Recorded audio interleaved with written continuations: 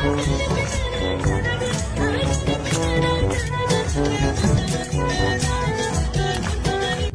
کیا ہے؟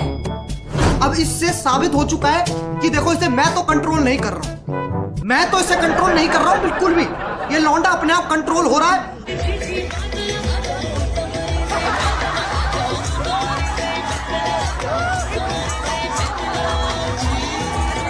اور یہ بھوسڑی کا بھی ہوا میں اڑ رہا ہے، کوئی گرپ نہیں ہے اس کے پاس، یہ لونڈا ہوا میں اڑ رہا ہے، ایسے کیسے اٹک سکتا کوئی؟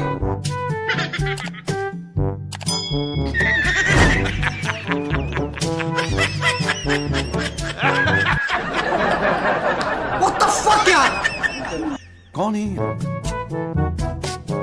کہاں سے آتے؟